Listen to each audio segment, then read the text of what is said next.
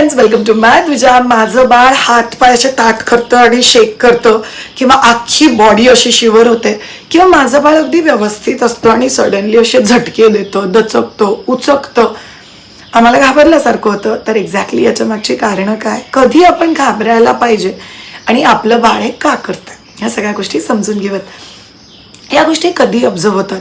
Usually तुम्हाला observe होईल एखादा अचानक येणारा आवाज जेव्हा पिल्लू ऐकतंय पहिल्यांदा, तेव्हा तुम्हाला जाणवेल बाळ अचानक दचकतं आणि अख्ख्या बॉडीला एक झटका देतं. दुसरी महत्त्वाची गोष्ट तुम्हाला जाणवेल की जेव्हा तुमचं पिल्लू झोपायला जातंय, जस्ट झोपतंय, अजून पूर्ण झोपलेलं नाही आहे, तेव्हा सडनली एक झटका देतं आणि मग शांत होतं. कधी कधी तुम्हाला जाणवेल की शोल्डरच्या खालचा जो भाग आहे तो पिल्लू असं टाईट करतो, एकदम हात सरळ करून किंवा फोल्डेड करून, आणि मग ते शेक करतात. या गोष्टींमध्ये तुम्हाला खूप कॉमनली जाणवू शकतं. आणि शेवटची आणि अतिशय महत्त्वाची गोष्ट, हेड हे असं खूप वेळा शेक होतं. तर या 4 पद्धतीचे शेक आपल्याला कॉमनली बघायला मिळतात. कधीपासून? अगदी जन्मतः बाळापासून पिल्लू तुमचं 1 वर्षाचं होईपर्यंत हे तुम्हाला इंटरमिडिएटली दिसू शकतं. आणि यापैकी 1 किंवा 2 गोष्टी आहेत ज्या तुम्हाला 1 वर्षाच्या पलीकडे पण दिसतील. पहिली आणि महत्त्वाची गोष्ट, हे जे आवाज असतात ज्याला आपण रिफ्लक्स म्हणतो, हे रिफ्लक्स आपल्याला सगळ्यांना माहिती आहे. ॲसिड रिफ्लक्स म्हणजे बाळ जे उलटी करतं किंवा ओकारी काढतं, हे ॲसिड रिफ्लक्स आहे. तशाच टाईपचं एक रिफ्लक्स आहे जे ब्रेनमधून कंट्रोल होतं. जेव्हा अचानक एखादा नवीन आवाज, एखादा नवीन टच, ज्याला आपण आपल्या भाषेत म्हणू शकतो की माझ्या अंगावरती शहारे आले किंवा मला एकदम वेगळं वाटलं, हा जो एक रिस्पॉन्स आहे, म्हणजे कानामध्ये आवाज जाऊन त्यांनी ब्रेनला कळवणं की हा आवाज काय आहे, समजून घ्यायचा प्रयत्न कर, मग या आवाजाला आपण रिस्पॉन्ड करूयात. एवढा वेळ जेव्हा डोक्याला मिळत नाही किंवा एवढा वेळ जेव्हा बाळाच्या बॉडीला ठक करून एखादा जोरात आवाज आला, तेव्हा कानातून ते डायरेक्ट स्पायनल कॉर्ड आणि ब्रेन याच्यावरती डायरेक्ट हिट करतं आणि ते जर्क म्हणून बाळाची बॉडी दाखवते. तर काही घरची लोक म्हणतात की जड टॉवेलची घडी करून बाळाच्या छातीवरती ठेवा म्हणजे ते दचकणार नाही. काही लोक म्हणतात आईच्या हाताचं फिलिंग आणि ऊब बाळाला छातीवरती मिळाली पाहिजे म्हणजे बाळ दचकणार नाही. काही लोक म्हणतात की 24 तास बाळाला स्वेडल करून म्हणजे बांधून ठेवा म्हणजे बाळ दचकणार नाही. या सगळ्या गोष्टी काम करतात का? पहिली गोष्ट करतात. म्हणजे छातीवरती जर तुम्ही टॉवेलची घडी ठेवली तर कित्येकही वेळा बाळं कमी दचकतात, कारण ते एक सिक्युरिटीचं फील राहतं. तुम्ही जर बाळाला स्वेडल करून म्हणजे बांधून जर ठेवलेलं असेल तर बाळाला कित्येकही वेळेला ते आईच्या पोटासारखं रिझेंबल होतं. मग तो आवाज आला तरी बाळ आपल्या धुंदीत असतं आणि मग तर ते आवाज मिस करू शकतं. पण याच्यात काही चुकीचं आहे का? सो आपण पहिल्या रिफ्लेक्सबद्दल बोलतोय किंवा पहिल्या त्या जर्कबद्दल बोलतोय, जी अख्ख्या बॉडीला एखाद्या नवीन इनपुटने मिळतं. हा नॉर्मल रिस्पॉन्स आहे. याला आपण म्हणतो की तुमचं बाळ या जगाबरोबर राहायला शिकतं, या जगाचे आवाज ऐकायला शिकतंय. 1दा 2दा दचकेल आणि मग हळूहळू दचकणार नाही. काही चुका जे पॅरेंट्स करतात की जेव्हा बाळ दचकतं, काय का तुम्ही ते चालू ठेवलं, बंद करा, मोबाईलचा आवाज बंद करा, मिक्सर लावू नका, तुम्ही बेल बंद करा. तुम्ही सगळे आवाज जेवढे बंद कराल तेवढा लांबडा वेळ लागणार आहे बाळाला त्या आवाजांना ॲडजस्ट होण्यासाठी.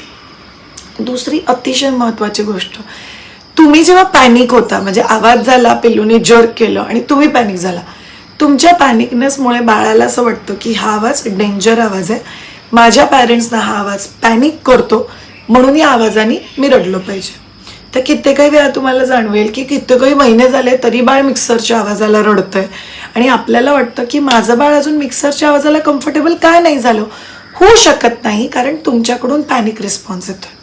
म्हणून तुमचा रिस्पॉन्स पीसफुल असणं हे खूप जास्त महत्त्वाचं आहे. इनफॅक्ट तुम्हाला जर पॉझिटिव्ह पॅरेंटिंग स्टाईल माझ्याकडून शिकायचं असेल तर आपण अर्ली गुरुकुल आणि ॲडव्हान्स गुरुकुल अशा 2 बॅचेस घेतो. 6 महिन्या ते 3 वर्षाच्या बाळांसाठी अर्ली गुरुकुल आणि 3 वर्ष ते 9 महिन्याच्या बाळांसाठी ॲडव्हान्स गुरुकुल.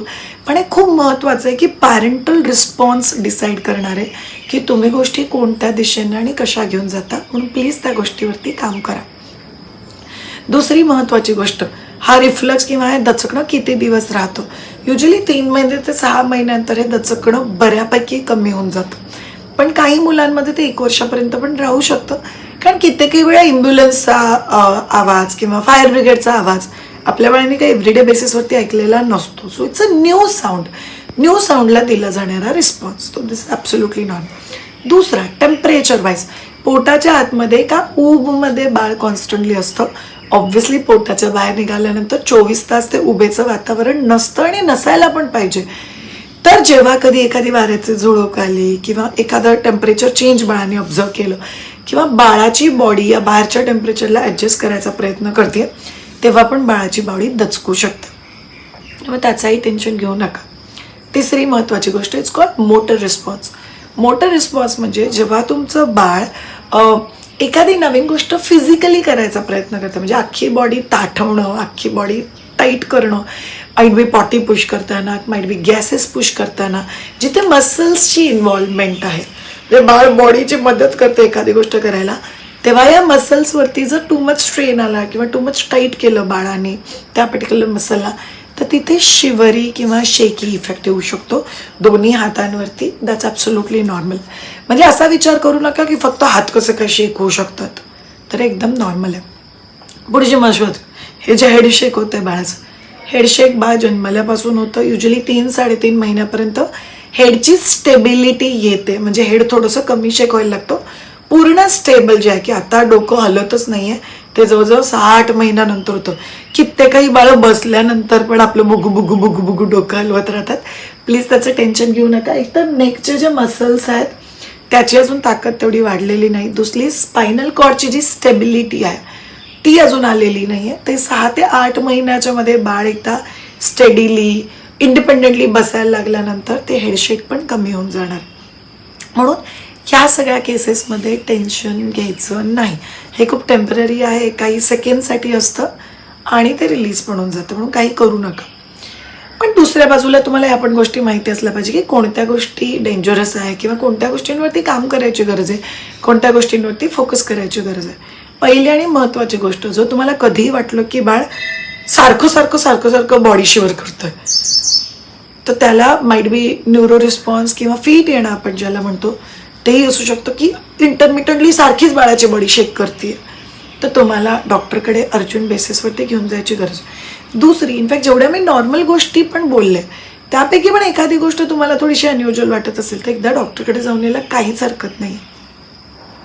तिसरी फार महत्त्वाची गोष्ट, जर बाळाला खूप जास्त ताप असेल आणि बाळाची बॉडी अशा टाईपने शिवर होत असेल तर तुम्हाला डॉक्टरकडे जाणं अतिशय महत्त्वाचं आहे. अर्जंट बेसिसवरती जाऊन या. चौथी महत्त्वाची गोष्ट, जर तुम्हाला जाणवलं की बाळाची बॉडी टाईट होणं, शिवर होणं आणि बाळाचे जे एक्स्ट्रीमिटीज आहेत, म्हणजे हातापायाची बोटं काळी निळी होणं किंवा चेहऱ्यावरचे जे काही भाग आहेत ते काळे निळे होणं किंवा होड पूर्णतः काळे निळे किंवा ब्लूइश होणं, असं जर तुम्हाला जाणवत असेल तर एकदा डॉक्टरला दाखवून या. जर डॉक्टर म्हणले सगळं काही नॉर्मल वाटतंय, काही टेन्शन घेण्यासारखं वाटत नाही, तर मग आपल्याला काम करायची गरज नाही आहे. पण जर डॉक्टरांना काही अनयुज्युअल वाटलं तर मग डॉक्टर त्याच्यावरती नक्कीच काम करतील, स्पेशली न्यूरो रिस्पॉन्समध्ये जर काही काम करायचं असेल तर. आणि शेवटची आणि महत्त्वाची गोष्ट, जर तुम्हाला वाटलं की बाळ जेव्हा शेक होतं आहे किंवा बॉडीला जर्क बसतोय तेव्हा बाळाचे डोळे फिरतात, म्हणजे डोळे फिरून पूर्ण डोळ्याचा भाग हा पांढरट दिसणं, बाळ असं एका जागीच बघत राहणं किंवा बाळ अनकॉन्शियस आहे असं वाटणं, तरी पण तुम्हाला अर्जंट बेसिसवरती डॉक्टरला दाखवायची गरज आहे.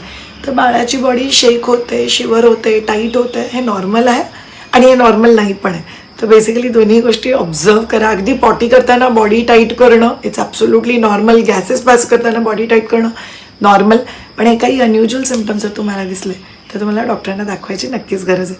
Thank you so much all of you. जर तुम्हाला आमचे व्हिडिओज आवडत असतील तर चॅनलला नक्कीच सबस्क्राईब करा आणि कमेंट करून आम्हाला कळवा की तुम्हाला नेक्स्ट व्हिडिओ कोणत्या टॉपिकवरती पाहिजे. आम्हाला ते व्हिडिओज करायला नक्कीच आवडतील. Have a great time. Take care. Bye bye.